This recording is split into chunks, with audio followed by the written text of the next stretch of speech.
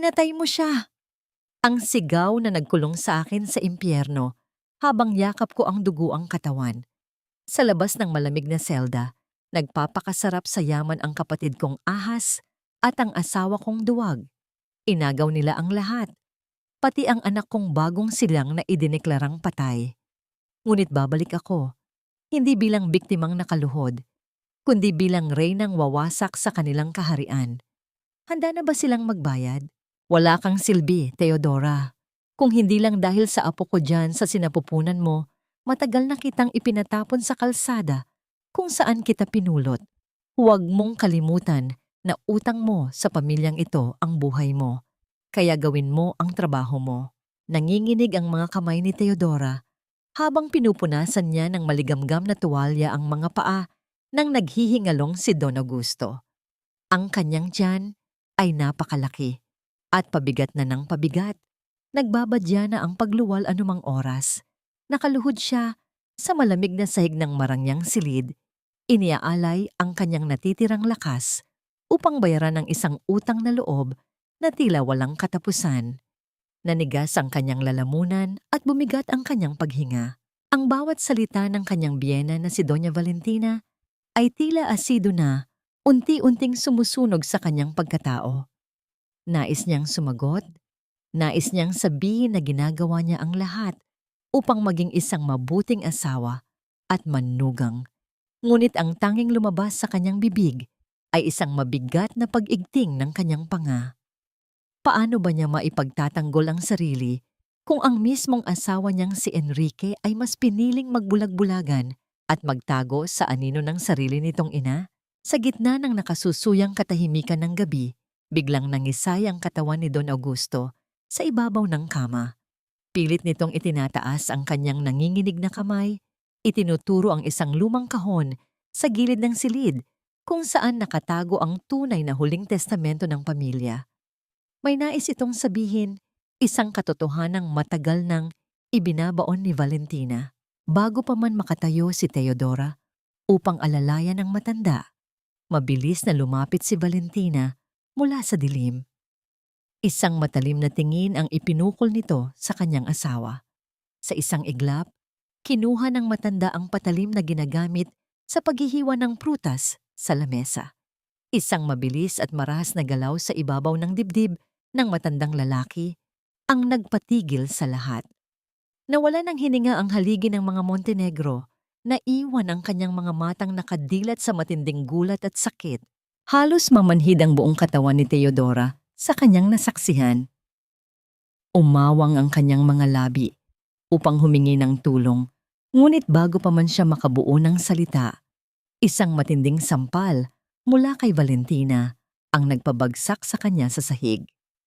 Kasabay ng kanyang pagbagsak ay ang matinding hilab ng kanyang tiyan at ang pag-agos ng mainit na likido sa kanyang hita. Pumutok na ang kanyang panubigan. Sa kalagitnaan ng kanyang paginda sa sakit na tila pumupunit sa kanyang kalamnan, marahas na hinawakan ni Valentina ang kanyang kamay. Sa pilitang ipinahawak ng matanda, ang malamig at madugong patalim sa mga nanginginig na daliri ni Theodora. Bumukas ng may matinding puwersa ang pinto ng silid at pumasok si Enrique. Agad na nagbago ang anyo ni Valentina. Mula sa pagiging isang walang pusong demonyo, naging isang kaawa-awang byuda ito na umiiyak ng buong pait habang nakaturo sa nakalugmok na manugang. Enrique, pinatay niya ang papa mo. Ang asawa mo, isa siyang halimaw. Itinaas ni Theodora ang kanyang luhaang mga mata, nagmamakaawa ng pag-unawa. Tiningnan siya ni Enrique, ngunit walang pag-aalinlangan sa mga mata nito. Tanging pandidiri at pagkamuhi lamang. Wala man lang tanong, wala man lang pagtatanggol. Umatras ang lalaki palayo sa kanya. Ang pananahimik at pagtalikod na yon ay mas masakit pa kaysa sa anumang pisikal na sugat na maaring matanggap ni Theodora. Sa loob ng silid paanakan ng ospital, kung saan siya dinala na may bantay na mga pulis, wala siyang ibang naramdaman kundi ang matinding lamig ng mga bakal at ang higpit ng pagkakatali sa kanyang mga kamay. Ang bawat pag-iri niya ay may kasamang luha ng kawalan ng pag-asa at panawagan sa kalangitan. Nang sa wakas, ay iluwal niya ang kanyang anak. Hindi man lang niya naramdaman ang init nito. Mabilis na kinuha ng isang nurse ang sanggol at dinala sa labas ng silid bago pa man niya makita ang mukha nito. Lumapit si Valentina sa kanyang tainga habang siya ay nanghihina at nag-aagaw buhay. Ang tinig ng matanda ay puno ng lason, sapat lamang upang silang dalawa ang makarinig. Patay na ang anak mo at mabubulok ka sa kulungan bilang isang mamamatay tao. Nanlabo ang paningin ni Teodora at tila bumibigay na ang kanyang puso. Sa kanyang huling lakas, pilit na inabot ng kanyang nanginginig na mga daliri ang isang maliit na medyas na gawa sa sinulid na nahulog mula sa kanyang bulsa, isang alaala ng mga pangarap na tinapos bago pa man magsimula. Isinubsob niya ang kanyang mukha sa malamig na unan habang tuluyang nilamon ng dilim ang kanyang kamalayan. Ngayon, nakahiga siya sa malamig at maruming sahig ng selda ng bilangguan. Ang kadiliman ay ganap ng bumalot sa kanyang buong pagkatao. Wala na siyang asawa, wala na siyang pangalan, at ang pinakamasakit sa lahat, wala na ang anak na 9 na buwan niyang iningatan. Ngunit sa gitna ng malalim at nakabibinging katahimikan ng gabi, isang tinig ang pilit na umaabot sa kanyang pandinig. Ang matining at walang patid na pag-iyak ng isang sanggol na tila humihiwa sa malamig na hangin ng pasilyo ng kulungan. Ito ba ay isang kahibangan na gawa ng kanyang matinding pangungulila o may isang katotohanang pilit ibinabaon sa limot na naghihintay lamang na hukayin? Yakap-yakap ni Teodora ang kaisa-isang bakas ng kanyang pagiging ina, isang munting medyas na lana na kanyang naitago sa ilalim ng suot na unipormeng bilanggo. Sa loob ng madilim at masikip na selda, ang tanging nagbibigay ng liwanag ay ang malamlam na sinag ng buwan na tumatagos sa maliit na bintanang may mga rehas na bakal. Ang bawat paghinga niya ay may kasamang hapdi, tila may mga tinik na nakabaon sa kanyang baga sa tuwing maaalala ang lamig ng silid paanakan at ang malupit na balitang pumanaw na ang kanyang anak. Wala siyang ibang naririnig, kundi ang mahina at paulit-ulit na pagpatak ng tubig mula sa tumatagas na tubo sa kisame, na tila sumasabay sa bawat patak ng kanyang mga luha sa maruming semento. Nabalik lamang ang kanyang diwa nang marinig ang kalansing ng mga susi at ang marahas na pagbukas ng mabigat na pintong bakal. Isang pamilyar na bulto ang tumambad sa kanya, isang lalaking dating itinuturing niyang sandigan at mundo. Humahangos si Teodora. Pilit na tumayo kahit nanginginig ang kanyang mga tuhod at lumapit sa mga rehas. Enrique, salamat at dumating ka. Sabihin mo sa kanila ang totoo, Enrique. Alam mong hindi ko magagawa yon kay Don Augusto. Maawa ka sa akin. Kailangan nating hanapin ang ating anak. Hindi ako naniniwalang patay na siya. Narinig ko siyang umiyak, Enrique. Ngunit ang lalaking nakatayo sa kanyang harapan ay hindi ang mapagmahal na asawang nakilala niya. Malamig ang mga mata ni Enrique, tila gawa sa yelo ang kanyang puso habang nakatingin sa kaawa-awang kalagayan ng asawa. Wala man lang bakas ng habag o pag-aalinlangan sa kanyang mukha. Kinuha niya ang isang makapal na sobre mula sa loob ng kanyang mamahaling Amerikana at marahas itong ibinato sa paanan ni Teodora. Huwag mo na akong tawaging asawa, Teodora. Nakakadiri ka. You are a cold-blooded murderer. Pinatay mo ang ama ko sa harap ng aking ina at ngayon ay magagawa mo pang magsinungaling? Ang anak mo ay wala na. At baka yun na rin ang pinakamabuting nangyari dahil hindi niya deserve na magkaroon ng inang katulad mo. Parang gumuho ang langit sa ibabaw ni Teodora. Hindi pa man siya nakakabangon sa unang hagupit. Isang boses na puno ng mapanuyang tamis ang narinig niya mula sa likuran ni Enrique. Lumitaw ang kanyang kapatid na si Sabrina, suot ang isang rasonableng damit at nakakapit ng mahigpit sa braso ni Enrique. Ang kanyang ngiti ay tila isang nakalalasong hiyas sa gitna ng kadiliman. Huwag mo nang pahirapan ang sarili mo, ate. Pirmahan mo na ang annulment papers na yan. I will take good care of Enrique, don't worry. Tutal, matagal na kaming may ugnayan. Hindi mo lang napansin dahil masyado kang naging kampante sa posisyon mo bilang asawa. Mas bagay ang isang Montenegro sa isang katulad ko kaysa sa isang kriminal na tulad mo. Ang bawat salita ni Sabrina ay tila mga latay na humihiwa sa kaluluwa ni Teodora. Ang pagtataksil ng sariling dugo at ang pagtalikod ng lalaking pinag-alayan niya ng lahat ay naging sapat na dahilan upang mamatay ang huling bahagi ng kanyang pagkatao na marunong magmahal. Habang pinapanood niyang maglakad palayo ang dalawa, hindi na luha ang lumalabas sa kanyang mga mata, kundi ang apoy ng nagbabagang puot. Nang muling sumara ang pintong bakal, lumuhod si Teodora sa sahig. Nakita niya ang isang matalim na piraso ng basag na bote sa sulok ng selda. Gamit ang nanginginig na kamay, kinuha niya ito at itinutok sa kanyang kaliwang braso. Sa mismong lugar kung saan nakatato ang pangalan ni Enrique. Ang tatak ng kanyang katangahan at pagkaalipin, wala siyang naramdamang takot. Tanging ang matinding kagustuhan na burahin ang bawat alaala ng lalaking nagtraidor sa kanya. Marahas niyang idiniin ang matalim na bubog at naramdaman ang init ng dugong dumanak. Tila ito ang huling sakripisyo upang tuluyang wakasan ang kanyang kahapon. Sa gitna ng kanyang pag-iisa at sa amoy ng kalawang at dumi ng selda, isang anino ang dahan-dahang lumapit mula sa pinakamadilim na sulok ng bilangguan. Isang matandang babae na may mga matang tila nakakakita ng lahat ng lihim ng mundo ang tumayo sa kanyang harapan. Si Nanay Rosa. Ang kanyang tinig ay mababa, ngunit puno ng awtoridad. Tila isang utos na nagmumula sa kailaliman ng lupa. Gusto mo bang mabuhay para makaganti? O mamatay na parang aso sa sulok na ito? Pumili ka, Teodora, dahil ang luha ay para sa mahihina at ang dugo ay para sa mga taong handang lumaban para sa kanilang katarungan. Nanatiling nakatitig si Teodora sa matanda. Habang ang kanyang dugong dumadaloy mula sa sugat sa braso ay unting bumabasa sa mga papel ng annulment na nasa sahig. Sa gabing iyon, sa gitna ng kawalan at pagdurusa, isang tanong ang nanatiling nakabitin sa malamig na hangin. Hanggang saan ang kayang gawin ng isang inang inalisan ng lahat? At anong uri ng halimaw ang isisilang mula sa mga abo ng kanyang nawasak na pangarap? Ang bawat lamat sa dingding ng selda ay tila mga peklat sa kaluluwa ni Teodora na unti-unting naninigas sa gitna ng malamig na rehas ng bilangguan.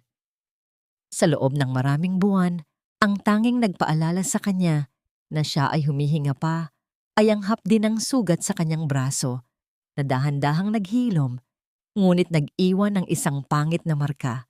Isang paalala ng kanyang huling ugnayan sa lalaking pumatay sa kanyang puso. Si Nanay Rosa ang naging katuwang niya sa bawat gabing, tila walang katapusan ang dilim. Ang matanda ang nagturo sa kanya na ang bawat patak ng luha ay isang sayang na bala, na sa loob ng bilangguang ito, ang kahinaan ay isang paanyaya sa kamatayan. Ubusin mo na ang lahat ng iyak mo ngayong gabi, Teodora.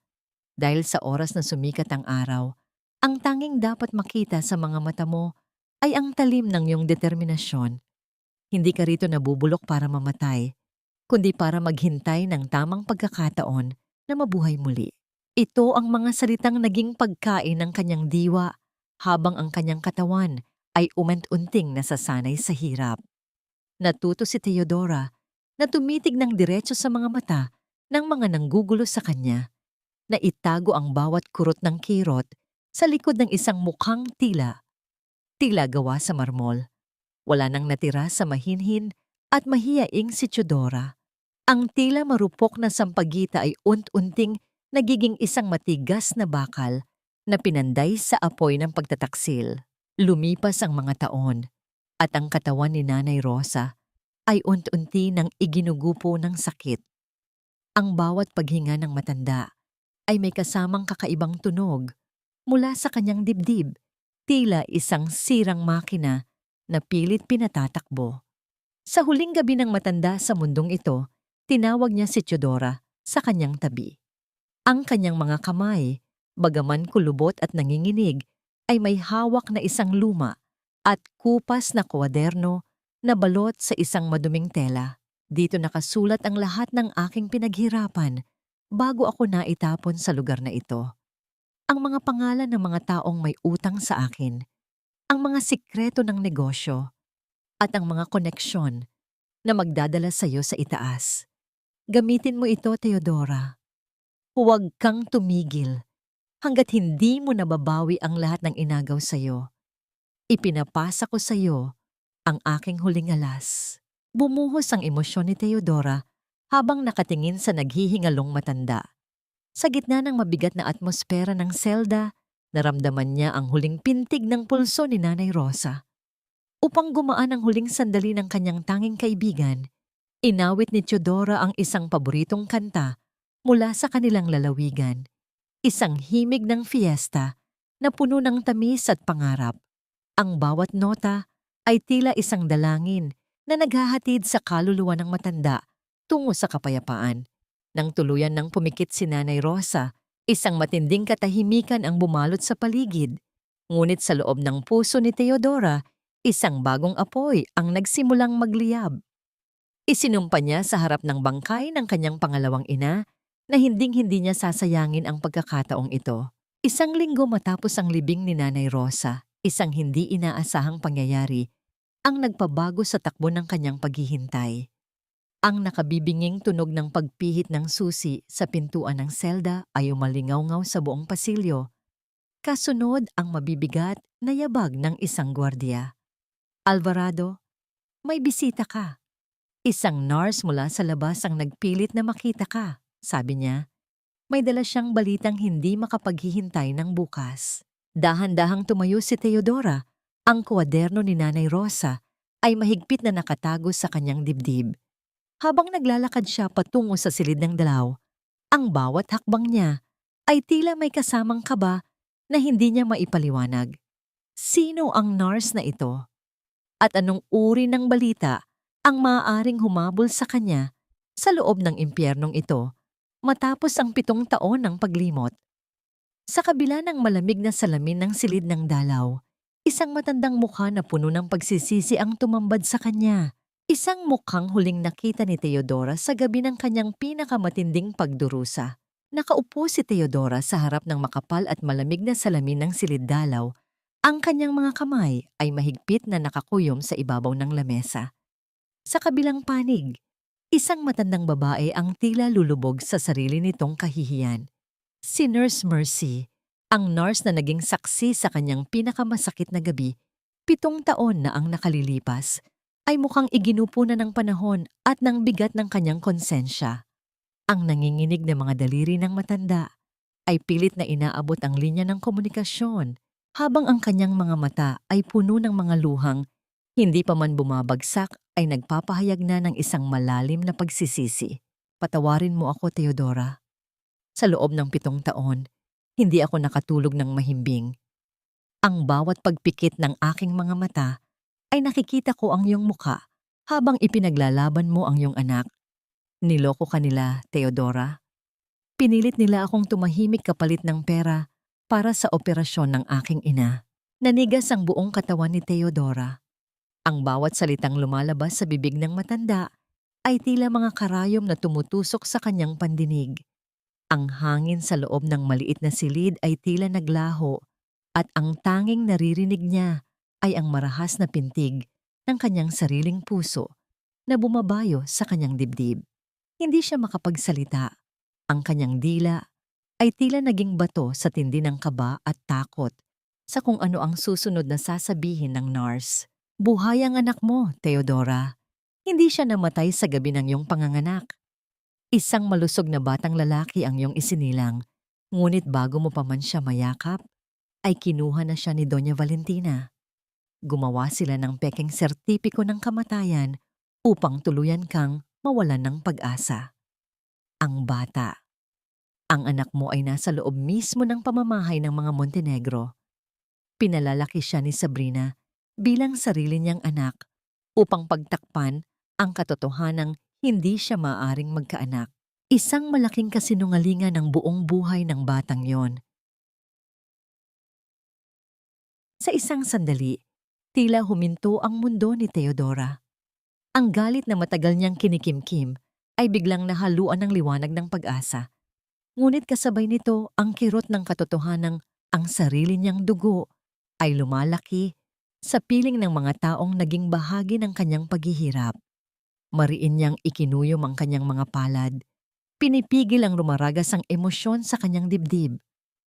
Halos, hindi na niya namalayan ang tindi ng pagkakakuyom dahil mas malakas ang alon ng damdaming bumabalot sa kanya kaysa sa anumang pisikal na pakiramdam. Ang tanging nararamdaman niya ay ang bawat paghikbi ni Mercy na nagpapayanig sa balikat ng matanda sa kabilang panig ng salamin. Anak ko, ang anak ko ay buhay? Ang tanging naisambit ni Theodora sa isang tinig na halos hindi marinig, puno ng pait at matinding pagnanasa. Pinalalaki siya ng ahas kong kapatid. Ginawa nilang kasangkapan ng aking anak. Tumayo si Theodora mula sa kanyang upuan ng may bagong lakas. Ang kanyang anyo ay hindi na ang isang bilanggo na nawalan ng lahat, kundi isang inang handang sunugin ang buong mundo para mabawi ang kanyang nawawalang bahagi. Nang lumabas siya sa silid-dalaw, isang lalaking naka-Amerikana ang naghihintay sa kanya sa pasilyo. Si Attorney Gabriel Roxas, ang abogadong ipinadala ng tadhana at nang huling habilin ni Nanay Rosa. Hawak nito ang isang dokumento na may opisyal na selyo ng pamahalaan. Handa na ang lahat, Theodora. Ang iyong muling paglilitis ay naaprubahan na dahil sa bagong testimonya ni Nurse Mercy. Ngayong araw, ang mga rehas na ito ay hindi na makakahadlang sa iyo. Malaya ka na. Habang dahan-dahang bumubukas ang malalaki at mabibigat na pintong bakal ng bilangguan, ang sikat ng araw ay tumama sa mukha ni Theodora. Ngunit hindi niya ipinikit ang kanyang mga mata. Tiningnan niya ang malawak na kalsada sa kanyang harapan ng may malamig at matalas na paningin. Sa bawat hakbang niya palayo sa impyernong iyon, ang imahe ni Valentina, Enrique at Sabrina ay unti-unting naglalaho, pinalitan ng isang mukha ng batang hindi pa niya kailanman nakikita, ngunit ramdam na ramdam ng kanyang buong pagkatao. Ang kanyang paglaya ay hindi lamang para sa katarungan, kundi para sa isang digmaan na sisiguraduhin niyang siya ang huling nakatayo. Ngunit sa gitna ng kanyang determinasyon, isang katanungan ang pilit na kumakatok sa kanyang isipan. Makikilala pa ba siya ng kanyang anak matapos ang 7 taon ng pagkakalayo o huli na ang lahat para sa isang inang itinuring ng patay ng mundo? Ang sikat ng araw sa labas ng malalaking pader ng bilangguan ay hindi nagbigay ng init sa nanunuyot na puso ni Theodora.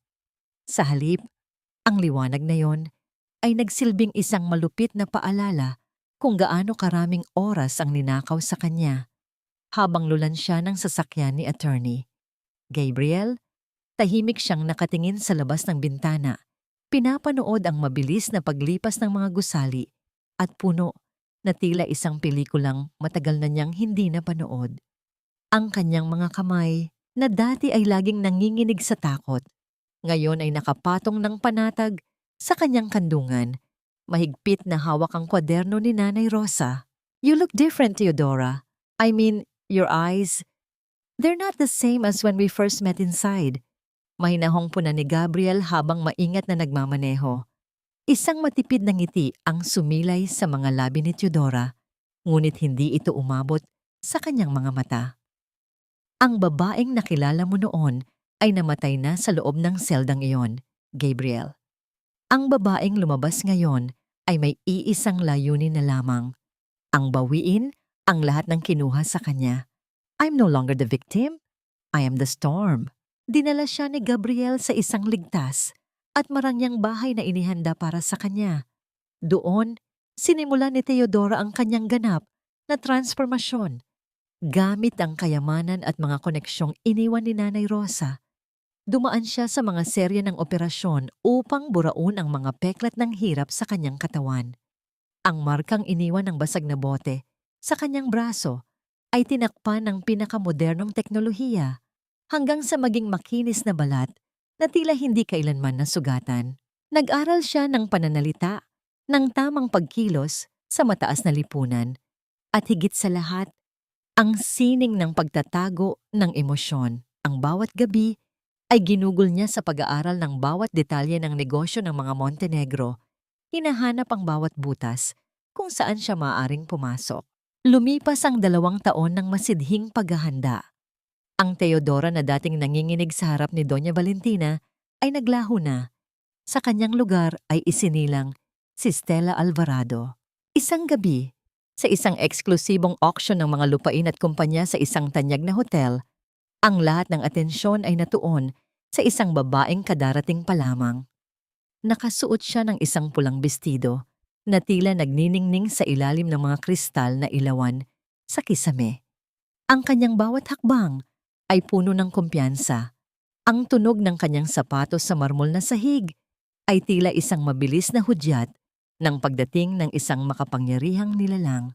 Nasa loob ng bulwagang iyon ang kinatawan ng mga Montenegro, si Enrique, na mukhang pagod at may mga mata na tila laging may hinahanap na kawalan. Nang magsimula ang bidding para sa isang malaking logistics company na matagal nang pinupuntirya ng kanyang pamilya, kampante si Enrique na makukuha nila ito. Ngunit sa bawat taas ng presyo ni Enrique, isang malamig at matatag na tinig mula sa likuran ang laging sumasapaw sa kanya. 50 million pesos ang dahan-dahang bigkas ni Stella, habang dahan-dahang ibinababa ang kanyang wine glass sa lamesa. Lumingon si Enrique, napatitig sa babaeng bumasag sa kanyang plano. May kung anong kabaang gumapang sa kanyang dibdib, isang pakiramdam na tila nakita na niya ang mga matang iyon noon. Ngunit ang aura ng babaeng nasa harap niya ay masyadong mataas, masyadong regal para sa sino mang kakilala niya. Hindi niya nakilala ang asawang minsan niyang itinapon sa basura. Matapos ang auction, lumapit si Gabriel kay Stella na may dalang balita. "The deal is closed, Stella. Nanalo tayo." Masyadong maputla ang mukha ni Enrique kanina. He didn't see that coming. Tumingin si Stella sa malayo, sa kinaroroonan ng pamilya Montenegro na ngayon ay mukhang balisa. "Ito pa lamang ang simula, Gabriel. They are desperate, and desperation makes them weak. Balita ko ay kailangan nila ng malaking investment para isalba ang kanilang kumpanya mula sa pagkalugi. Plano mo bang mag-invest sa kanila?" Tanong ni Gabriel na may pagtataka. Isang madilim at misteryosong ngiti ang sumilay sa mga labi ni Stella habang pinagmamasdan ang larawan ng kanyang anak na lihim na kinuha ng kanyang mga tauhan, isang batang lalaki na may mga matang kamukha ng sa kanya. "Hindi lang investment ang ibibigay ko sa kanila, Gabriel. Ibibigay ko sa kanila ang kanilang katapusan. Oras na para umuwi ang reyna sa palasyong akala nila ay kanila." Habang pinaliligiran siya ng mga mamamahayag at mga negosyante, isang imahe lamang ang nasa isip ni Stella, ang mukha ng kanyang anak. Ngunit sa likod ng tagumpay na ito, isang masakit na katanungan ang pilit na kumukurot sa kanyang puso. Paano niya makukuha ang loob ng kanyang anak kung ang batang iyon ay tinuruan na kamuhian ang mismong pangalan ng kanyang tunay na ina? Ang bawat segundo sa loob ng boardroom ng Montenegro Group ay tila isang mabagal na pagbitay para kay Enrique. Nakaupo siya sa dulo ng mahabang lamesa, ang kanyang mga daliri ay nanginginig, habang pilit na inaayos ang mga dokumentong nagpapakita ng unti-unting paglubog ng kanilang imperyo. Sa kanyang tabi, si Doña Valentina ay nananatiling tuwid ang upo. Ang kanyang mukha ay tila isang maskara ng kapangyarihan. Ngunit ang mahigpit na pagkakahawak niya sa kanyang rosaryong perlas ay nagbubunyag ng tunay na takot na nararamdaman nito. Ang katahimikan sa loob ng silid ay napakabigat. Tila isang laso na dahan-dahang pumapatay sa pag-asa ng lahat. Nabalik lamang ang daloy ng hangin nang bumukas ang malalaking pintong kahoy.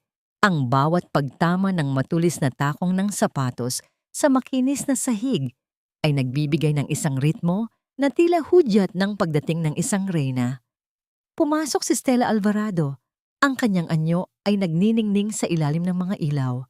Suot ang isang puting Amerikana na tila simbolo ng kanyang malinis, ngunit matalim na intensyon. Ang kanyang bawat galaw ay may kasamang awtoridad na hindi matatanggihan ng sinuman sa loob ng silid. Napatayo si Enrique. Ang kanyang paningin ay nakapako sa mukha ni Stella. May kung anong kakaibang enerhiya ang dumadaloy sa kanyang katawan, isang pamilyar na kaba na hindi niya maipaliwanag. Ang mga mata ni Stella, bagaman puno ng talino at lamig, ay tila may mga lihim na pilit humahalukay sa madilim na sulok ng konsensya ni Enrique. Hindi niya alam kung bakit, ngunit ang bawat paghinga niya sa harap ng babaeng ito ay tila naging isang malaking hamon. Miss Alvarado, ikaw ang sagot sa aming mga dasal. Ang pamilya Montenegro ay laging nagpapasalamat sa mga taong marunong tumingin sa aming halaga. Ang nanginginig, ngunit puno ng kaplastikang boses ni Doña Valentina. Lumapit ang matanda kay Stella, ang kanyang mga kamay ay tila handang yumakap sa kaperahan. Hindi alam na ang kanyang niyayakap ay ang mismong apoy na tutupok sa kanya. Isang matipid at misteryosong nangiti ang sumilay sa mga labi ni Stella habang tinatanggap ang pakikipagkamay ng matanda. Ang mismong kamay na nagtulak sa kanya sa putikan 7 taon na ang nakalilipas. Ang aking investment ay hindi lamang tungkol sa pera, Doña Valentina. It is about control. Nais kong masigurado na ang bawat sentimo ko ay napupunta sa tamang lugar. Kaya naman, may isa akong kondisyon na hindi pwedeng baliin.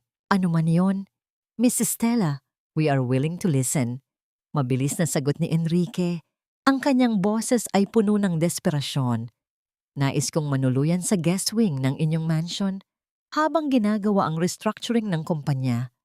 I need to be close to the management 24/7. Ayokong may nakalulusot na kahit anong detalye. Ang malamig na pahayag ni Stella. Nagkatinginan ang mag-ina. May kaunting pag-aalinlangan sa mga mata ni Valentina, ngunit ang pangangailangan sa salapi ay mas matimbang kaysa sa kanilang privacy. Sa sandaling iyon, pumasok si Sabrina sa boardroom. Ang kanyang mga mata ay naniningkit sa selos nang makita ang atensyong ibinibigay ni Enrique sa bagong panauhin. Gayunpaman, nang malaman ang halagang itataya ni Stella, pilit niyang nilunok ang kanyang pride at nagpakita ng isang pekeng pagbati. Nang sumapit ang gabi, muling tumuntong si Stella sa loob ng mansyong Montenegro. Ang bawat sulok ng bahay na yon ay may dalang alaala ng kanyang pagdurusa. Ang sahig na kanyang niluhuran, ang mga dingding na nakarinig ng kanyang mga hikbi, at ang silid kung saan ninakaw sa kanya ang lahat. Habang naglalakad siya patungo sa kanyang silid, ang bawat hakbang niya ay tila isang pagbawi sa bawat pait na kanyang dinanas. Nakatayo siya sa madilim na pasilyo ng ikalawang palapag. Pinagmamasdan ang malawak na hardin sa labas nang biglang may isang tunog na nagpapatigil sa pagtibok ng kanyang puso. Ito ay hindi lamang isang ingay. Ito ay ang mahina at malungkot na pag-iyak ng isang bata na nagmumula sa dulo ng pasilyo, ang silid na tinatawag nilang nursery. Ang bawat hikbi ng bata ay tila isang punyal na tumatagos sa kanyang dibdib. Muling ginigising ang bawat himaymay ng kanyang pagiging ina. Hindi siya makagalaw. Ang kanyang mga paa ay tila nakabaon sa sahig, habang ang kanyang puso ay sumisigaw ng isang pangalang. Hindi pa niya kailanman nabigkas ng malakas. Ang gabing ito, sa loob ng sapaing ito ng mga demonyo, ay hindi lamang tungkol sa negosyo. Ito ay ang simula ng isang pagtatagpo na 7 taon niyang ipinagdasal.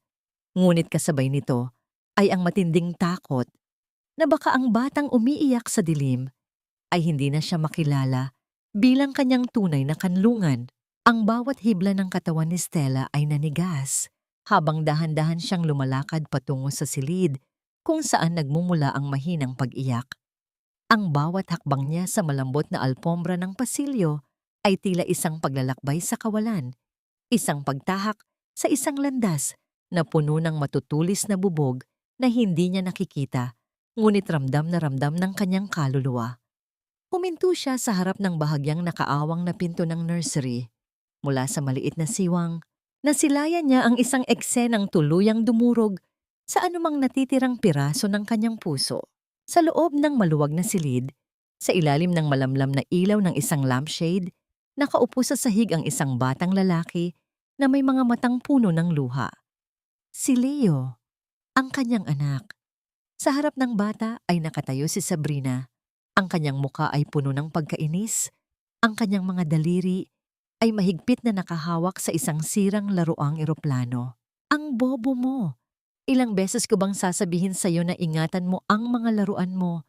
Hindi ka ba pwedeng maging perpekto kahit minsan lang? You are such a disappointment. Ang marahas na bulong ni Sabrina na sinabayan ng isang madiin ngunit walang tunog na pagpisil sa maliit na braso ng bata. Isang matinding pagnanais na sumugod at agawin ang kanyang anak ang bumalot kay Stella.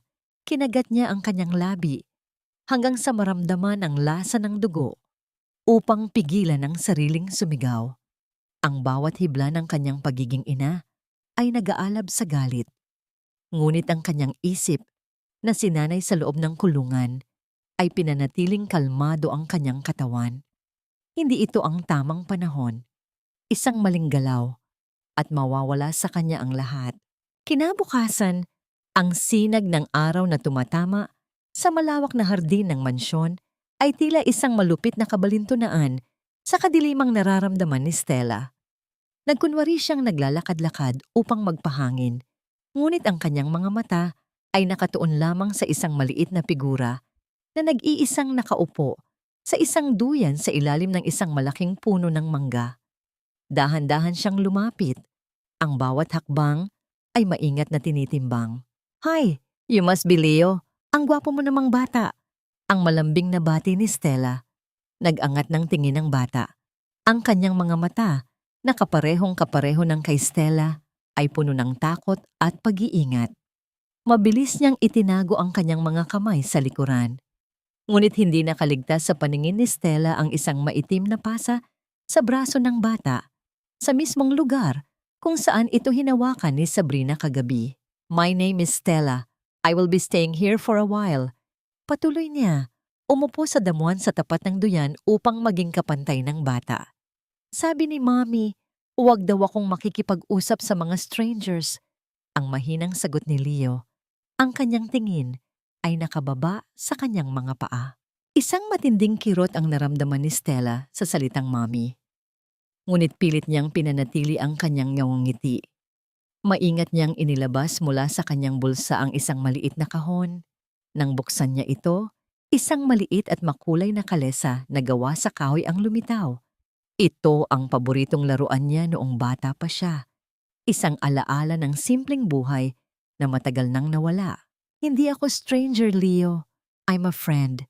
At ang mga magkakaibigan, nagbibigayan ng regalo. Sabi ni Stella, dahan-dahang inabot ang laruan sa bata. Nag-atubili si Leo, ngunit ang ganda ng laruan ay mas malakas kaysa sa kanyang takot. Dahan-dahan niyang inabot ito at sa isang sandali, ang dulo ng kanyang maliliit na daliri ay sumayad sa balat ni Stella. Ang pakiramdam na yon ay tila isang kidlat na gumising sa bawat natutulog na pandaman ni Stella.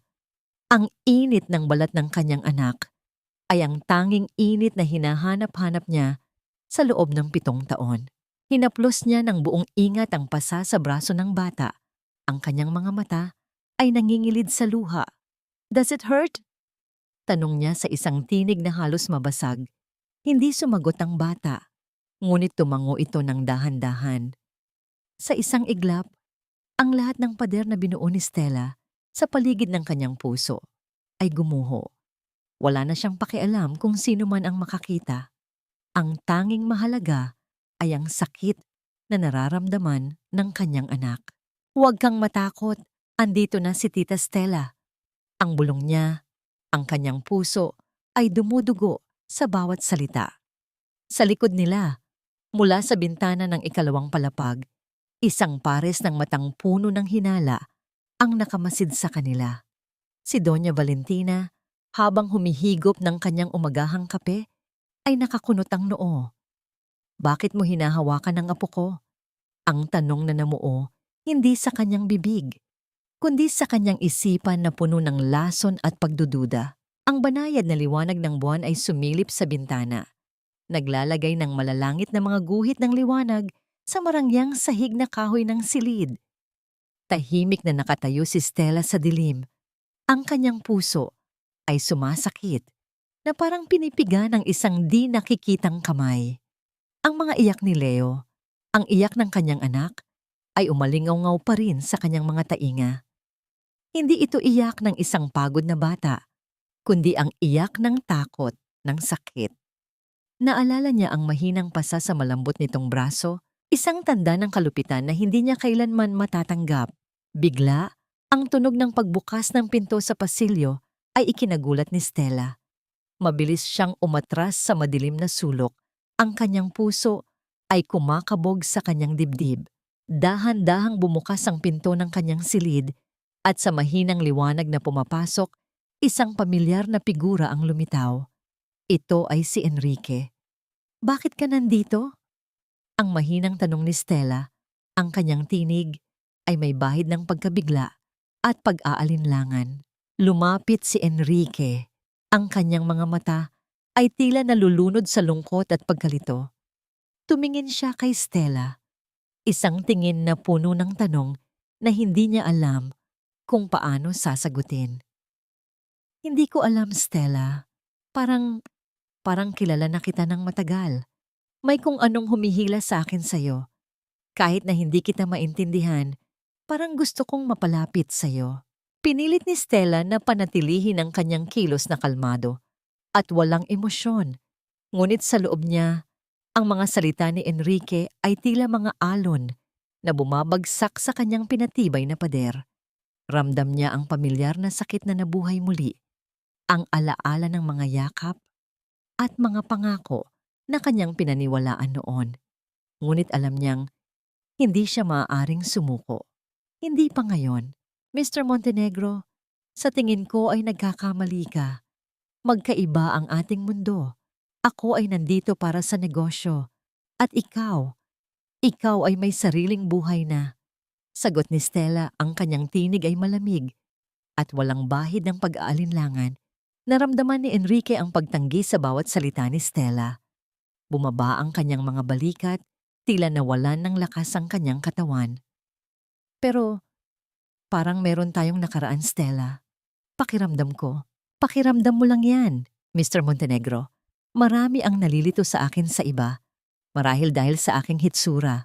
Ngayon, kung hindi mo ako intensyong bisitahin upang pag-usapan ang mga isyu sa kumpanya, mas mabuting umalis ka na. Mayroon pa akong mga kailangan ayusin." Ang malumanay ngunit matigas na sabi ni Stella. Ang kanyang mga mata ay nakatuon sa labas ng bintana. Tila iniiwasan ang anumang makakapagpabago sa kanyang paninindigan. Naiwan si Enrique na nakatayo roon. Ang kanyang mukha ay nababalot ng pagkalito at pagkabigo. Sa kanyang pag-alis, ang mga pintong kahoy ay nagbigay ng mahinang ugong habang ito ay nagsasara. Nang tuluyan na siyang makalabas, napabuntong hininga si Stella. Naramdaman niya ang pagtulo ng kanyang mga luha. Ang pagtanggi kay Enrique ay masakit, ngunit kinakailangan.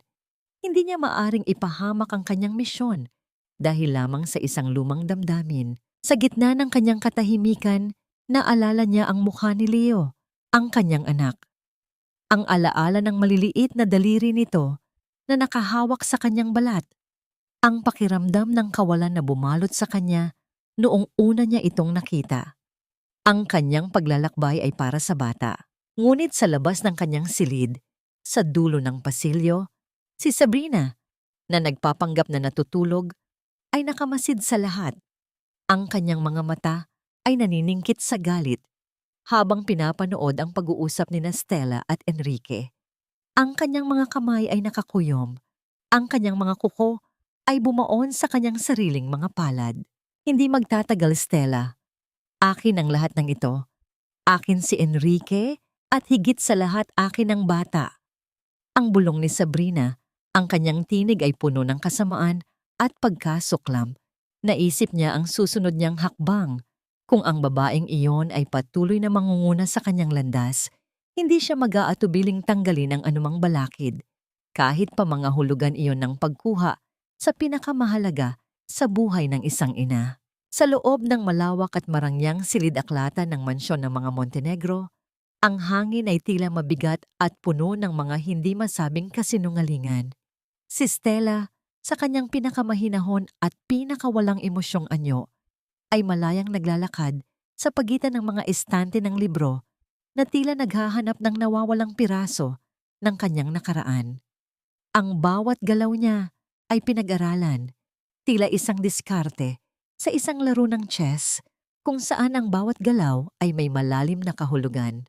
Naroon siya hindi para magbasa, kundi para maghanap ng katotohanang matagal nang nakabaon sa ilalim ng mga kasinungalingan.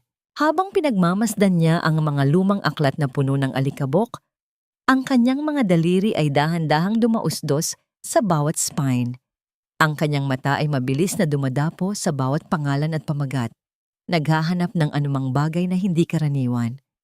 Sa isang sulok, nakita niya ang isang maliit na drawer sa ibaba ng isang mabigat na estante ng libro na tila hindi gaanong napapansin. Pinagmasdan niya ito ng ilang sandali. Ang kanyang utak ay mabilis na bumubuo ng mga teorya. Hindi ito bahagi ng karaniwang disenyo ng silid-aklatan. Ito ay isang lihim na lagusan, isang lugar kung saan maaaring itago ang mga bagay na hindi dapat makita ng iba. Dahan-dahan niyang hinawakan ang maliit na handle ng drawer. Ang kanyang paghinga ay nagiging mabagal at kontrolado. Nang hilahin niya ito, isang bahagyang pag-aalinlangan ang kanyang naramdaman, ngunit ang pagkaosyoso ay mas matimbang kaysa sa anumang takot. Sa kanyang paghila, isang mababang kalansing ang narinig na sinundan ng isang mahinang pagbukas ng isang napakaliit na lagusan. Sa loob nito, nakita niya ang isang maliit at kupas na kahon na nakabalot sa isang lumang piraso ng seda. Ang kahon ay tila nagtataglay ng kasaysayan ng mga lihim na naghihintay lamang na mabunyag. Maingat niyang kinuha ang kahon at isinara ang drawer. Tila walang nangyari. Sa isang sulok ng silid kung saan hindi siya direktang makikita, binuksan niya ang kahon. Sa loob nito, nakita niya ang isang koleksyon ng mga lumang sulat, ilang mga litrato, at isang maliit na susi na gawa sa tanso na may kakaibang disenyo. Sa unang tingin, ang mga sulat ay tila karaniwang sulat ng pag-ibig, ngunit nang basahin niya ang mga ito, ang bawat salita ay tila nagsasalaysay ng isang kwento ng pagtataksil at panlilinlang. Ang mga sulat ay mula kay Doña Valentina, ngunit hindi para kay Don Augusto. Ang mga ito ay para sa isang hindi kilalang lalaki na tila siyang karamay sa mga lihim na plano nito. Nang makita ang unang litrato, tila tumigil ang paghinga ni Stella. Ito ay isang larawan ni Don Augusto, kasama ang isang babae na hindi niya kilala, at sa tabi nito ay isang batang lalaki, isang bata na kamukha ng batang si Leo. Ang kanyang mga mata ay nanlaki. Ang kanyang buong pagkatao ay napuno ng pagkabigla. Ang mga sulat at ang litrato ay tila nagsasama-sama upang mabuo ang isang mas malaking larawan, isang katotohanang mas malupit kaysa sa inaasahan niya. Nagsimula ng mag-alisan ang kanyang mga plano, napalitan ng bagong katanungan. Maya-maya, narinig ni Stella ang mga yabag sa pasilyo. Mabilis niyang isinara ang kahon at itinago ito sa loob ng kanyang Amerikana. Alam niyang hindi magandang ideya na makita siyang naghahalughog sa mga lihim ng bahay. Nang pumasok si Doña Valentina sa silid-aklatan, ang kanyang mukha ay tila normal, ngunit ang kanyang mga mata ay tila nagpapakita ng isang kakaibang pagka-alarma. Stella, nandito ka pala. Ano ang iyong ginagawa dito? Ang tanong ni Valentina. Ang kanyang tinig ay pilit na pinananatiling kalmado, ngunit may bahid ng pagdududa. Ngumiti lamang si Stella. Ang kanyang nangiti ay tila isang maskara ng pagkabigla. Wala naman, Doña Valentina. Naglalakad lamang ako upang masilayan ang ganda ng inyong koleksyon ng mga aklat. Napakarami ninyong alam na mga kwento, hindi ba? Mula sa kanyang mga mata, tila may kakaibang titig si Valentina. Isang titig na tila nagsasabing siya ay alam ang kanyang mga ginagawa. Isang malamig na pakiramdam ang bumalot kay Stella.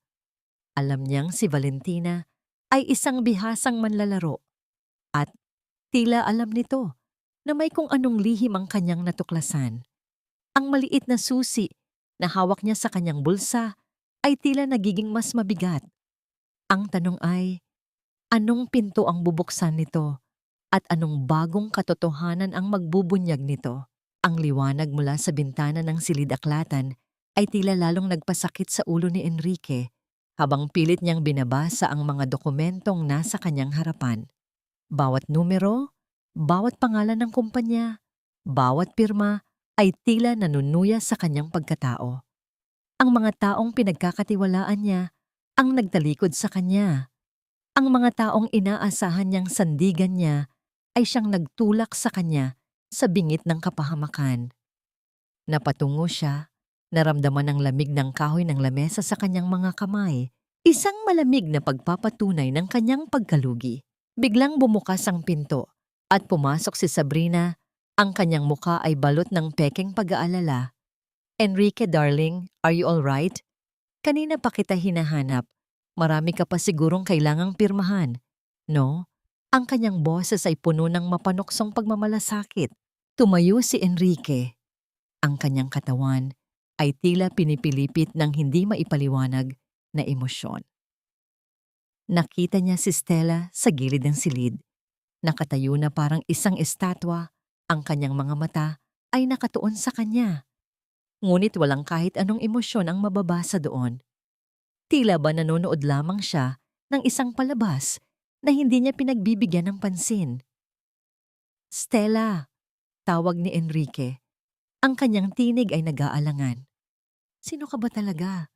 Bakit parang kilala na kita? Natawa si Stella, isang tawang walang kagalakan, walang kahit anong emosyon.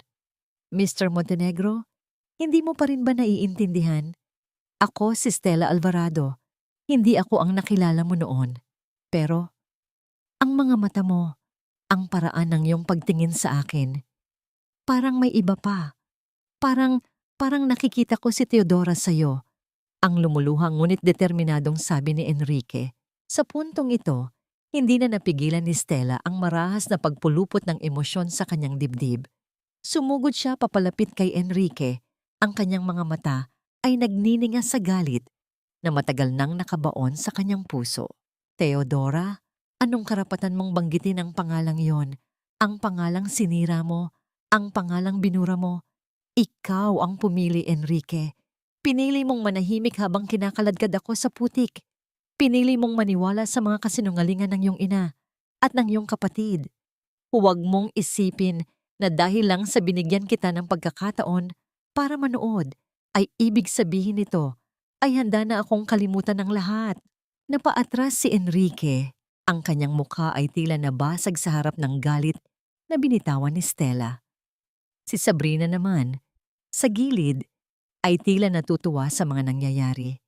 Ito ang kanyang plano, ang paglalantad ng kahinaan ni Enrique upang lalo lamang itong masira at mamatay ang anumang posibilidad ng kanyang pagbabalik kay Stella. You made your choice, Enrique. At ngayon, kailangan mong harapin ang mga bunga nito. Ipinagkanulo mo ako. Binuo mo ang iyong buhay sa kasinungalingan at sa kasamaang palad. Sa mundong ito, ang mga duwag na tulad mo ay laging natatalo. Mahinahong pahayag ni Stella, ang kanyang tinig ay tila yelo. Ngayon, kung tapos na kayong maglaro, mayroon pa akong mga negosyong kailangang ayusin. Bago pa man makasagot si Enrique, si Stella ay tumalikod na at naglakad palabas ng silid. Ang kanyang bawat hakbang ay tila nagbibigay ng kapangyarihan sa kanyang pagkatao. Naiwan si Enrique na nakatayo roon. Ang kanyang dibdib ay bumibigat sa di maipaliwanag na pagsisisi. Naramdaman niya ang malamig na paghawak ni Sabrina sa kanyang braso.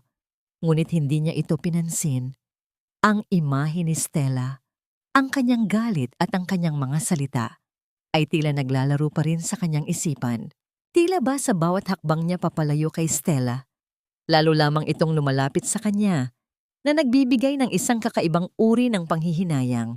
Sa gitna ng mapanglaw na paglubog ng araw, habang ang langit ay nababalot ng mga kulay kahel at malalim na lila, si Stella ay tahimik na nakatayo sa balkonahe ng kanyang silid. Ang hangin na umiihip ay tila nagdadala ng malamig na balita. Isang presensya na hindi niya maintindihan, ngunit ramdam niya sa kaibuturan ng kanyang pagkatao. Sa kanyang tainga, tila narinig niya ang pinakamalupit na mga salita na maaaring marinig ng isang ina, ang mga salitang nagbabadya ng panganib sa kanyang anak. Kung hindi aalis si Stella sa gusaling ito ngayong gabi, papatayin ko ang bata. Ang mga salitang iyon na binigkas ng tinig na puno ng kapusukan at kawalan ng pag-asa ay tila na itatak sa kanyang pandinig. Si Sabrina, ang kanyang kapatid na buwaya. Ang kanyang puso ay tila bumagsak mula sa taas ng langit patungo sa pinakamalalim na balon ng kawalan. Hindi niya maatim isipin na ang kanyang anak, ang kanyang maliit na Leo, ay nasa panganib. Ang kanyang mga kamay ay nagsimulang manginig. Ang kanyang hininga ay nagiging mababaw at mabigat. Sa gitna ng kanyang pagkabagabag, nagpasya si Stella na kumilos. Ang kanyang unang instinct ay ang protektahan ang kanyang anak sa lahat ng oras. Hindi siya maaaring maghintay. Hindi siya maaaring mag-alinlangan. Mabilis niyang tinawagan si Attorney Gabriel, ang kanyang pinagkakatiwalaang abogado at kaibigan. Gabriel, kailangan ko ang tulong mo. Hindi na ito laro. May banta sa buhay ni Leo. Kailangan nating kumilos agad. Ang kanyang tinig ay nanginginig ngunit puno ng determinasyon. Naintindihan agad ni Gabriel ang bigat ng sitwasyon. Hindi nagtagal. Naghanda na siya ng lahat ng kinakailangan. Isang ligtas na lugar para kay Leo at ang mabilis na pagpapakalat ng impormasyon sa mga awtoridad. Sa bawat sandaling lumilipas, ang tensyon ay lalong tumitindi habang si Stella ay patuloy na nag-iisip ng mga paraan upang mailigtas ang kanyang anak mula sa mga kamay ng mga taong walang habas at walang konsensya. Habang papalapit ang gabi, ang mansyon ng mga Montenegro ay tila nababalot ng kakaibang katahimikan. Ngunit sa likod ng tahimik na fasade, ang kaguluhan ay nagsisimula ng maganap. Si Sabrina, na may kasamang 2 tauhan, ay lihim na papasok sa silid ni Leo. Ang kanilang mga mukha ay balot ng kasamaan, ang kanilang mga kilos ay puno ng lihim na layunin. Nais nilang isagawa ang kanilang plano bago pa man makapaghanda si Stella. Ngunit hindi alam ni Sabrina na si Stella ay mas maaga pa sa kanyang mga plano. Sa gitna ng kanyang desperasyon, nakatuklas siya ng isang bagay na hindi inaasahan. Isang lumang laruan ni Leo na naiwan sa pasilyo. Isang bagay na nagpatigil sa kanyang paglalakbay. Sa sandaling iyon, parang may kumislap sa kanyang isipan. Isang ideya na tila pilit na nagpipilit na lumabas. Mabilis niyang kinuha ang laruan at sa pamamagitan nito, nagkaroon siya ng bagong plano. Isang plano na mas mapanganib, ngunit tila mas may pag-asa. Sa kasalukuyan, si Leo, na naglalaro sa kanyang silid, ay tila nahihirapan sa kanyang ginagawa. Nahulog ang kanyang paboritong laruan, isang maliit na sasakyang gawa sa kahoy na tila nawalan na ng kulay, sa ilalim ng kanyang kama. Habang pilit niya itong inaabot, may naramdaman siyang kakaibang bagay sa ilalim ng kanyang mga daliri. Isang maliit at malamig na metal na tila hindi bahagi ng kanyang laruan. Nang hilahin niya ito, isang maliit na susi ang kanyang nakita, kasama ang isang piraso ng papel. Ang susi ay tila pamilyar, ngunit hindi niya maalala kung saan niya ito nakita. Habang hawak ang susi at ang piraso ng papel, napagtanto ni Leo na mayroon siyang natuklasan. Sa kanyang murang edad, tila may kung anong hiwaga ang naghihintay sa kanyang maunawaan.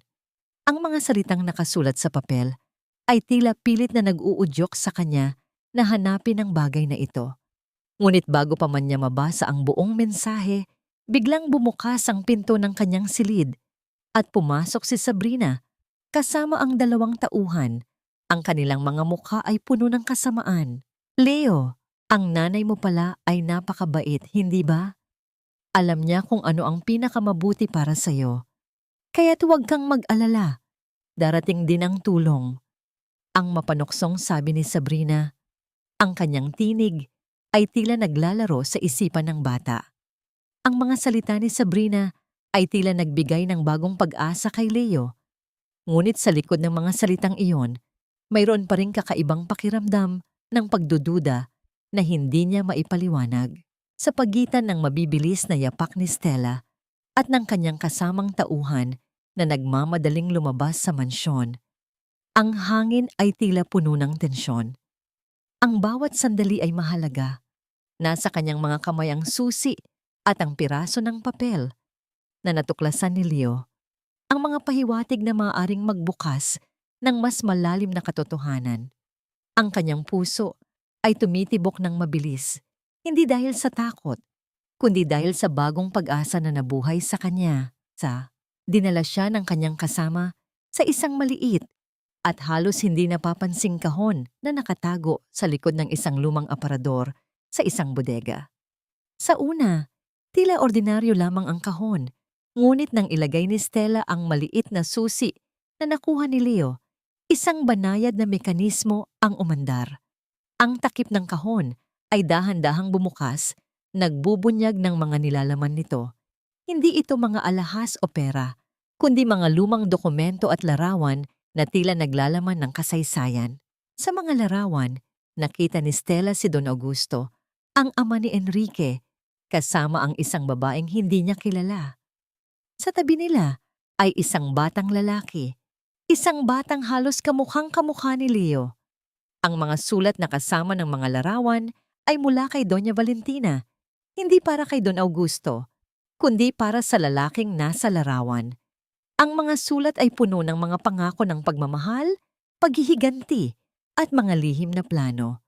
Nalaman ni Stella na si Don Augusto ay hindi ang tunay na ama ni Enrique. Ang tunay na ama ni Enrique ay ang lalaking kinakausap ni Doña Valentina sa mga lihim nitong liham, at ang batang lalaki sa larawan, siya si Enrique, ang tanging anak na lalaki ni Don Augusto na kinikilala ng publiko ay hindi pala tunay na anak nito. Ngunit ang mas nakagugulat pa ay ang natuklasan ni Stella sa isang hiwalay na sobre. Ito ay isang sertipiko ng pagsilang, hindi para kay Enrique, kundi para sa isang batang lalaki na nagngangalang Miguel. Ang sertipiko ay nagpapakita na ang mga magulang ni Miguel ay sina Don Augusto at isang babaeng nagngangalang Lola Mercy. Ang pagkatuklas na ito ay tila isang malakas na sampal sa mukha ni Stella.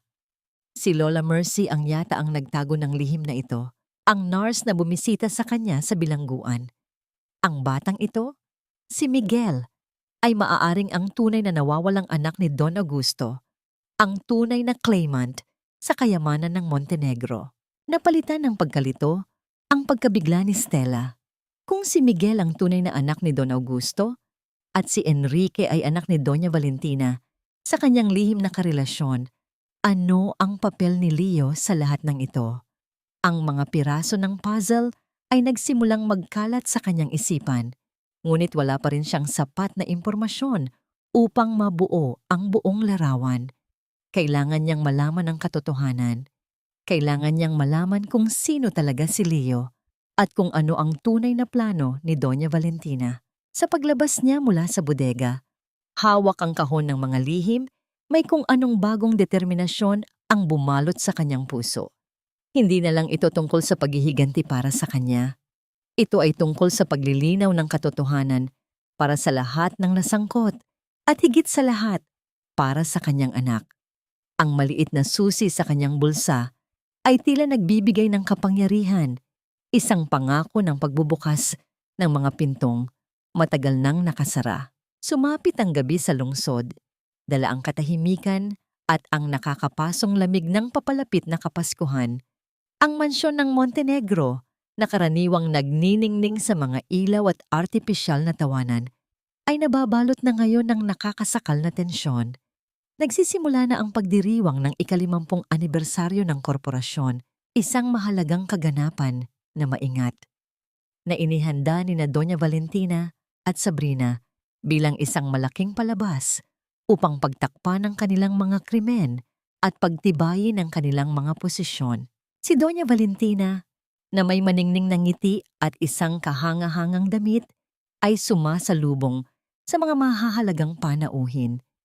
Hinaplos niya ang kumikinang na kwintas na diamante sa kanyang leeg, isang regalo mula kay Don Augusto. Ilang taon na ang nakalilipas, na ngayon ay isang simbolo ng kayamanan at kapangyarihan na kanyang nakamit sa anumang paraan na kinakailangan. Isang napakagandang gabi para sa pamilya Montenegro. Bata Nueve Jongdiu Daikyuhan, kami ay nagdiriwang ng kalahating siglong pamana ng kahusayan at integridad. Trong khi đó, Sabrina, với vẻ ngoài hoàn hảo của một người mẹ mẫu mực, đang trò chuyện với những người bạn giàu có. Cô ta khéo léo nhắc đến paghihirap niya sa pag-aalaga sa pamilya habang nakangiti ng matamis kay Enrique na tahimik na nakatayo sa tabi niya. Ang kanyang mga mata ay parang laging may hinahanap na nawawala. Sa kabila ng kasaganaan sa paligid, tila may isang anino nang hindi mapakaling pakiramdam ang bumabalot sa kanilang tatlo. Sa kabilang banda, si Stella, sa ilalim ng kanyang bagong pagkakakilanlan bilang si Stella Alvarado, ay tila hindi bahagi ng karangyang iyon. Suot ang isang itim na damit na simple ngunit elegante. Siya ay tila isang anino na nagmamasid mula sa gilid. Ngunit sa likod ng kanyang tahimik na presensya, nagliliyab ang isang apoy ng katarungan.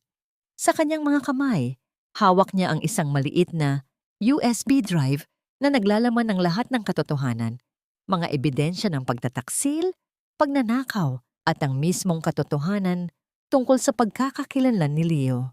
Nang magsimula ang talumpati ni Doña Valentina, ang buong bulwagan ay natahimik. Ang matanda ay nagsimulang magsalita tungkol sa dedikasyon, pagkakaisan at halaga ng pamilya. Mga salitang tila sumasaksak sa puso ni Stella habang nagpapanggap itong nakikinig. Ngunit habang lalong lumalalim ang talumpati, ang mga mata ni Stella ay nakatuon sa isang punto sa silid. Sa mga malalaking screen na nakasabit sa dingding na naghihintay lamang sa tamang oras upang magsilbing malaking pahayag. At ngayon, ang sabi ni Doña Valentina, ang kanyang tinig ay nagiging mas mataas. Nais kong ipakilala ang ating pinakabagong partner, ang babaeng tumulong sa atin upang malampasan ang mga pagsubok. Isang babaeng may puso at pananaw na kapareho natin sa pagpapahalaga sa pamilya at sa hinaharap ng Montenegro Group. Tiningnan niya si Stella. Ang kanyang ngangiti ay punong-puno ng panunuya at tagumpay. Nang tawagin ang kanyang pangalan, dahan-dahang lumakad si Stella patungo sa harapan.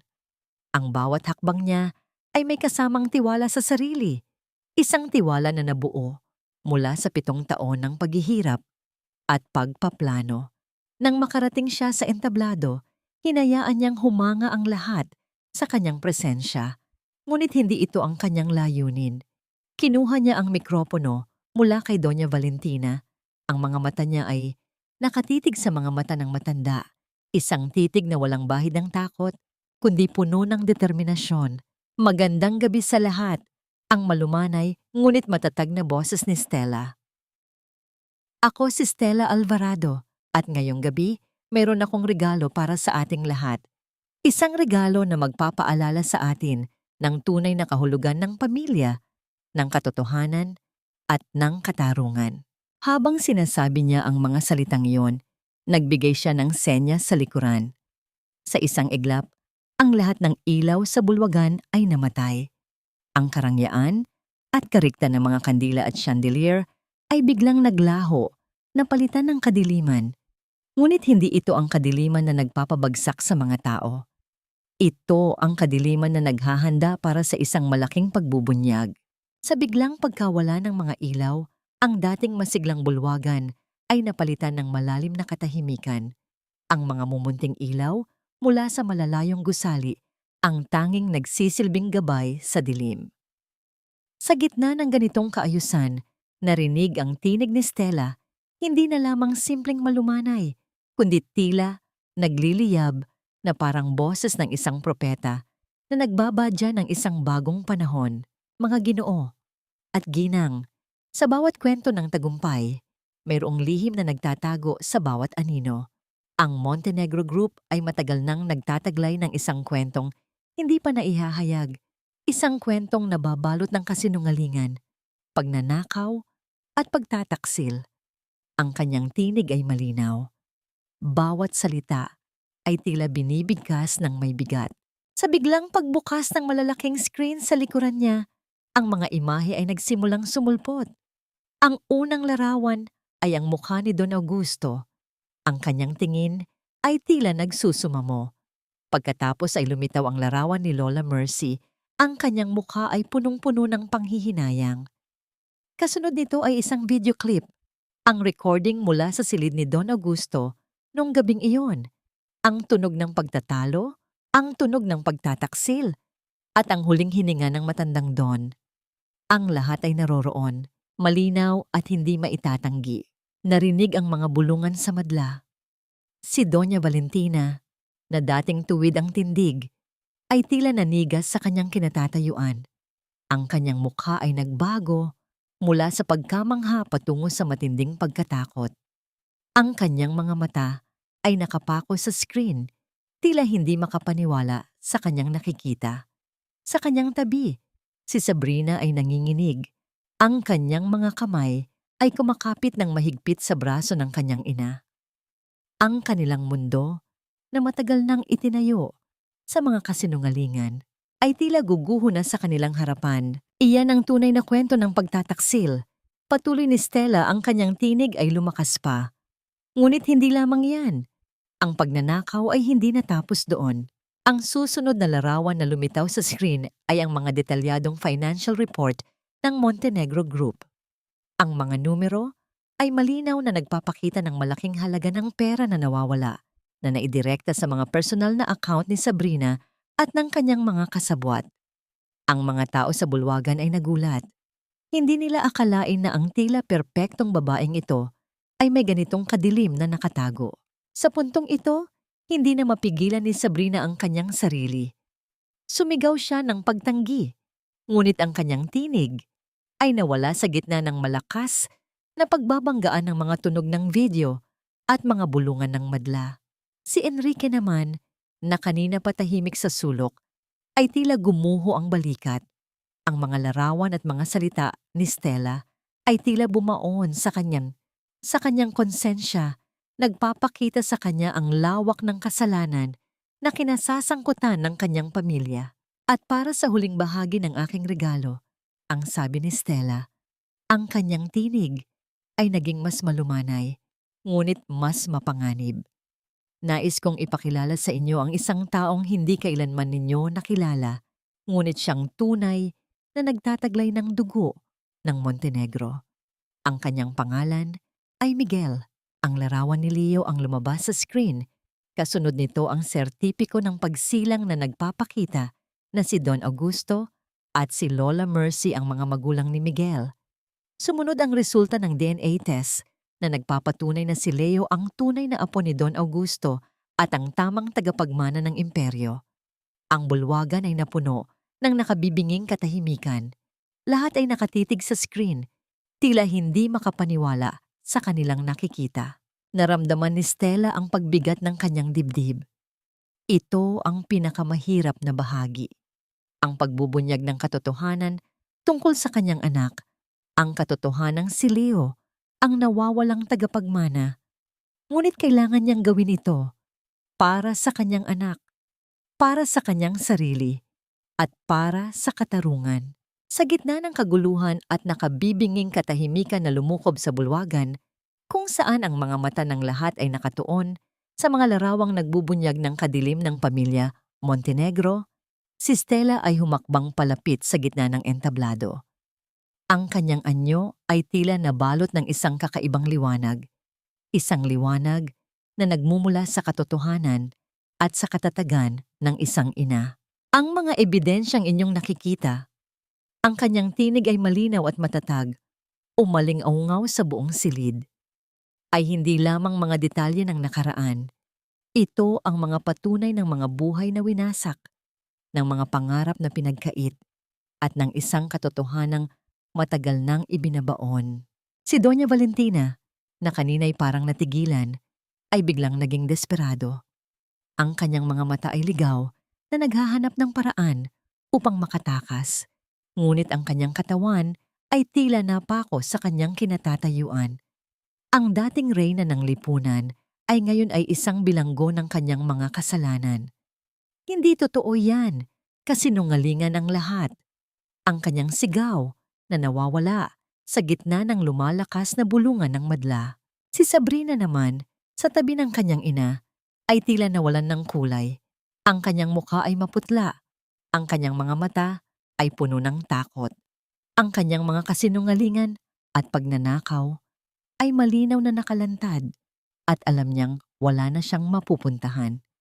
Ang kanyang dating pagmamataas ay napalitan ng kawalan ng pag-asa.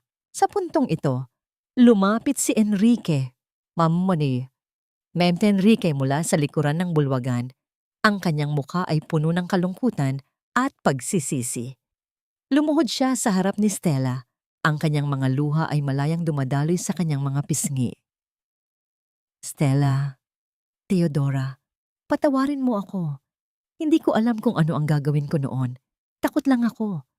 Hayaan mo akong ayusin ang lahat. Ngumiti si Stella, isang ngiti na puno ng pait at pag-unawa. Hindi ito isang ngiti ng pagmamahal, kundi isang ngiti ng pagtanggap sa katotohanan. Enrique, ang kanyang tinig ay mahinahon ngunit may diin. Ang pagpapatawad ay isang proseso. Hindi ito isang bagay na maaaring ibigay o tanggapin lamang. Ngunit alam mo, hindi mo ako nawala noong ako ay pumasok sa kulungan. Nawala mo ako sa sandaling pinili mong manahimik. Sa bawat salita ni Stella, tila lalong bumigat ang bigat sa dibdib ni Enrique. Naintindihan niya na ang kanyang mga pagkakamali ay hindi lamang isang pagkakamali, kundi isang pagtalikod sa isang bagay na mas mahalaga kaysa sa kanyang buhay. Sa pagpapatuloy ni Stella, muli niyang tinawag ang pansin ng lahat. Ang katotohanan ay hindi kailanman maitatago magpakailanman. Ito ay palaging hahanap ng paraan upang lumabas, tulad ng araw na sumisikat pagkatapos ng mahabang gabi. Mula sa likuran, naglakad papasok si Attorney Gabriel kasama ang 2 opisyal ng pulis. Hawak nila ang mga papeles na naglalaman ng mga hatol at mga warrant of arrest. Ang mukha ni Doña Valentina ay napuno ng matinding takot nang makita ang mga ito. Doña Valentina Montenegro, Sabrina Alvarado, kayo ay inaresto sa mga kasong murder, fraud, at malversation of funds, ang malinaw na pahayag ng pinuno ng pulis. Habang inaaresto ang 2, ang kanilang mga sigaw at pagtanggi ay tila nawala sa gitna ng mga bulungan at pagtataka ng madla. Si Enrique naman ay nanatiling nakaluhod. Ang kanyang mga mata ay nakatuon sa entablado, sa babaeng minahal niya, at sa wakas ay napagtanto niya ang kanyang napakalaking pagkakamali. Pagkatapos ng lahat ng kaguluhan, tumayo si Stella sa gitna ng entablado. Hawak ang kamay ng isang batang lalaki na nasa kanyang tabi, si Leo, ang kanyang tunay na anak. Sa kanyang kaliwang kamay, hinawakan niya ang maliit na susi mula sa kahon. Ngumiti siya kay Leo, isang ngiti na puno ng pagmamahal at pangako ng isang mas magandang kinabukasan. Ang ating kwento ay hindi natapos dito. Ang sabi ni Stella, ang kanyang tinig ay puno ng pag-asa. Ito ay isang bagong simula. Isang simula kung saan ang katotohanan ang mananaig at ang pagmamahal ang magiging ating gabay. Sa pagtatapos ng kanyang talumpati, tumingin siya sa mga mamamayan na nakapaligto sa kanila, ang mga taong nasaksihan ang lahat. Hindi niya kailangan ng kanilang paghanga o ang kanilang paghatol. Ang tanging kailangan niya ay ang kapayapaan ng kanyang puso at ang kapayapaan para sa kanyang anak. Sa pagkawala ng mga sigaw at ng kaguluhan na bumalot sa bulwagan, isang uri ng katahimikan ang bumaba sa paligid. Ito ay hindi ang katahimikang dulot ng kawalan, kundi ang katahimikang nagmumula sa pagtatapos ng isang mahabang paghihirap, ang katahimikang nagbubukas ng daan para sa isang bagong simula. Si Stella, kasama ang kanyang anak na si Leo na mahigpit na nakahawak sa kanyang kamay, ay naglakad papalabas ng gusali. Ang kanilang mga yapak ay hindi na kasing bigat ng dati. Mayroon ng gaan, mayroong pag-asa sa bawat hakbang. Sa labas, naghihintay ang isang sasakyan na handa ng maghatid sa kanila palayo. Habang papalapit sila, napansin ni Stella ang isang figura na nakatayo sa gilid ng daan, nakayuko, tila inilulubog ang kanyang sarili sa kadiliman ng gabi. Si Enrique, ang kanyang dating asawa, ang lalaking nagdulot sa kanya ng labis na sakit. Ngunit ngayon ay tila pinipilit ng kanyang konsensya na harapin ang kanyang mga pagkakamali. Lumapit si Stella. Ang kanyang ekspresyon ay hindi nagalit o puno ng pait, kundi isang uri ng pag-unawa na may kasamang malungkot na pagtanggap. Enrique, ang kanyang tinig ay mahinahon, ngunit may bigat ng kanyang pinagdaanan. Nandito ka pa rin, tumingala si Enrique. Ang kanyang mga mata ay namumula at puno ng di masabing salita. Stella. Theodora. Ang kanyang tinig ay halos hindi marinig. Patawarin mo ako.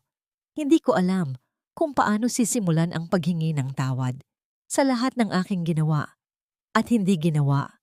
Pinili kong manahimik noon at yun ang aking pinakamalaking kasalanan. Ang pagtalikod ko sa iyo, ang pagtalikod ko sa katotohanan. Hinayaan ni Stella na matapos si Enrique. Nakinig siya, hindi upang magbigay ng kanyang hatol, kundi upang marinig ang kanyang pag-amin. Ito ang huling piraso na kailangan niyang marinig, hindi para sa kapatawaran, kundi para sa kanyang sariling paglaya. Enrique, malumanay na sabi ni Stella, hindi mo ako nawala noong ako ay pumasok sa kulungan. Hindi rin sa sandaling iyon ko naramdaman na nawalan na ako ng pag-asa. Nawala mo ako sa sandaling pinili mong manahimik. Sa sandaling pinili mong maniwala sa iba kaysa sa akin. Ang pagpapatawad ay mahirap, Enrique, lalo na kung ang sugat ay malalim. Ngunit mas mahalaga sa akin ngayon ang kapayapaan. Ang kapayapaan para sa akin at para kay Leo. Hindi niya binigyan si Enrique ng pagkakataon na sumagot pa. Kinuha niya ang kamay ni Leo at dahan-dahan silang naglakad patungo sa sasakyan. Sa pagpasok nila, narinig niya ang mahinang bulong ni Enrique sa kanyang likuran. Mahal na mahal kita, Theodora. Hindi na lumingon si Stella. Alam niya na ang pagmamahal na yon ay hindi sapat para sa kanya noon at lalo nang hindi ito sapat para sa kanya ngayon. Ang pagmamahal ay nangangailangan ng tapang, ng katapatan, at ng kakayahang ipaglaban ang mga mahal sa buhay. Ang mga bagay na kulang kay Enrique, habang papalayo ang sasakyan, ang mga ilaw ng mansyon ng Montenegro ay unti-unting naglaho sa dilim. Ang mga sigaw at ang kaguluhan ay naiwan na sa nakaraan. Sa tabi ni Stella, si Leo ay mahimbing na natutulog. Ang kanyang maliit na kamay ay mahigpit na nakahawak sa kamay ng kanyang ina. Sa wakas, matapos ang mahabang paglalakbay sa kadiliman, nakita na ni Stella ang liwanag. Isang liwanag na nagmumula sa pagmamahal ng isang ina at sa pangako ng isang bagong umaga.